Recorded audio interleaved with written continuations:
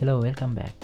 ඉතින් මේ වීඩියෝ එකෙන් මම ඔයගොල්ලන්ට අරන් එන්න හදන්නේ කාලෙකින් ඉඳන් මම හිතන් හිටියා මගේ වැඩ කරන PC එක පොඩි අප්ග්‍රේඩ් එකක් දෙන්න කියලා. අද තමයි ඒකට අවස්ථාව හම්බුනේ. ඉතින් මම පෙන්වන්න යන්නේ මගේ PC අප්ග්‍රේඩ් එක කොහොමද කළේ කියලා. එහෙනම් අපි අප්ග්‍රේඩ් එක හම්බුවෙමු.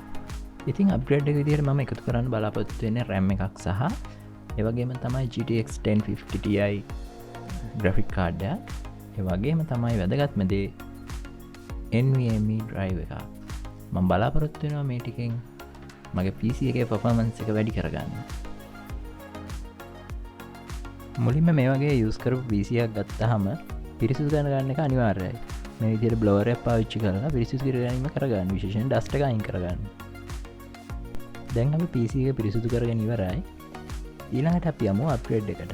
මම අද තෝරගෙන තියෙන boot drive එක විදිහට සයි කරන්න යන MSI 1TB Drive එක ගැන පොඩි විස්තරයක් කියනවා නම් MSI වෙබ්සයිට් එකේ සඳහන් වෙන read speed එක 2350 Mbps දක්වා තියෙනවා කියලා. ඒ වගේම තමයි write speed එක 1900 Mbps දක්වා තියෙනවා කියලා.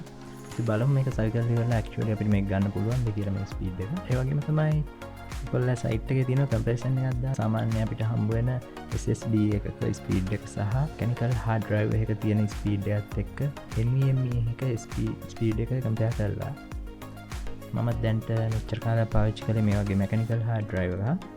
අපි බලමු high කරලා ඉවරලා මේ ටික ඔක්කොම කොහොමද speed එකේ වෙනස වෙන්නේ කියලා. මම මුලින්ම PC එකට NVMe drive එක සවි කරගන්නවා.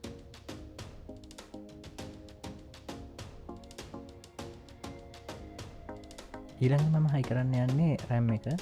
මම එතනදී මගේ පරණ RAM එක motherboard එකෙන් ඉවත් කරගන්නවා. මේ RAM එක තමයි මම මෙච්චර කාලෙ පාවිච්චි කළේ. මේක 8GB RAM එකක්. අවුරුදු මම හිතන්නේ එකමාරක් විතර පාවිච්චි කළා. ඊළඟට මම සවි කරන්න යන්නේ මෙන්න මේ RAM kit එක. මේ RAM kit එක RAM එකක් 16GB වෙනවා. G skill RAM දෙකක්. එතකොට total RAM එක 32GB වෙනවා. එහෙනම් අපි මේ RAM දෙක සවි කරගමු.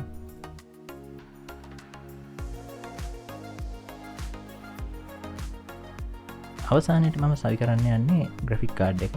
මේ ග්‍රෆික් කාඩ් එක MSI GT1050TI කාඩ් එක. ඔයගොල්ලන්ට මතක ඇති වීඩියෝ එකේ මුලදීත් ඔයගොල්ලෝ දැක්කා. අපි මේක සවි කරලා බලමු.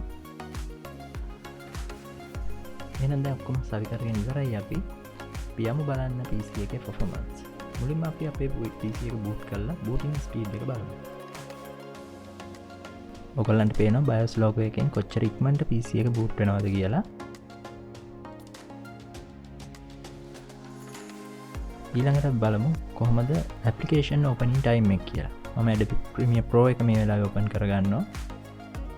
කියන්න ඕන දෙයක් තමයි මේ විදිහට booting time එක speed වෙන්නත් application opening time එක ඒ වගේම වැඩ කරද්දී PC එකේ speed එක වැඩි වෙන්නත් ප්‍රධානම හේතුව තමයි NVMe drive එකේ තියෙන speed එක.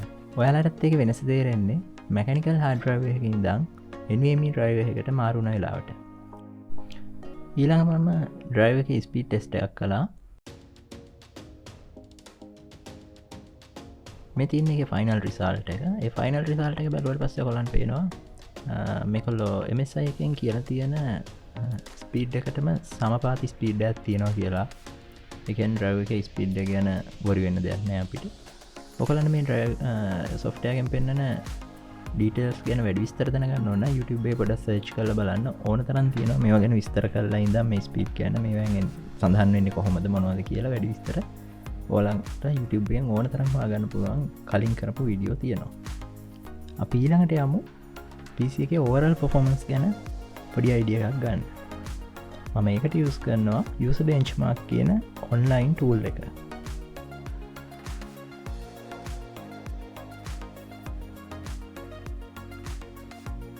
PC එකේ overall performance එක විදිහට ආවේ user benchmark එකෙන් මෙන්න මේ වගේ result එකක්.